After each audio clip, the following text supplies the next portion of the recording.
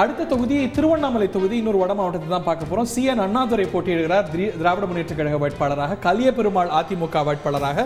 பாஜகவுடைய மாநில செயலாளர் அஸ்வத்தாமன் போட்டியிடுகிறார் பாஜகவின் வேட்பாளராக.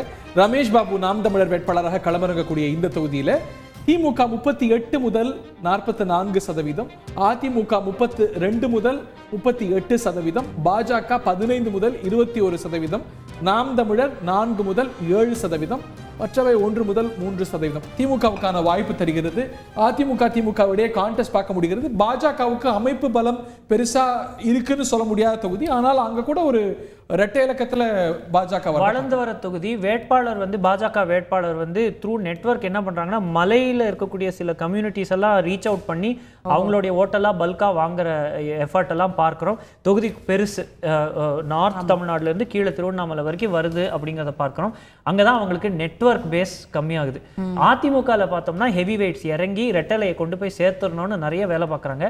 நிறைய பேர் கேட்பாங்க, அதிமுக பிளந்து போச்சே, அவங்களுக்கு ஓட்டு குறைஞ்சிருச்சே. இந்த மாதிரி தொகுதிகள்லாம் தான் அதுக்கு உதாரணம்.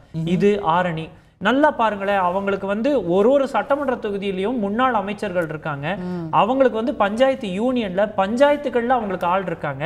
அவங்களுக்கு எப்படி ஒரே ஓவர் நைட் அண்ட் மாற்று கட்சிகளும் வளர்ந்து வர கட்சிகளும் இல்லாத பஞ்சாயத்துகள்ல அவங்களை எப்படி வைப் அவுட் பண்ண முடியும்? அண்ட் பிரதானமா இன்னைக்கு ஆளக்கூடிய கட்சிக்கு எதிராக வாக்கு போடணும் அப்படின்னு பார்க்கும்போது அதுக்கு இந்த தொகுதி ஆன்டி இன்கம்பன்சி ஓட்டு அங்க கிளியரா ஏடிஎம்கேக்கு போயிடுற மாதிரி. அண்ட் அதை கேப்சர் பண்றதுக்கு லீடர்ஸும் இருக்காங்க அங்க. ரைட். ஸோ அங்கே 38% திமுக முந்துகிறது திருவண்ணாமலையில் அப்படிங்கிறது தான் நம்மளுடைய வேர்டிக்டாக இருக்கிறது. அடுத்த செய்திகளை உடனுக்குடன் தெரிந்து கொள்ள உடனே சப்ஸ்கிரைப் பண்ணுங்க.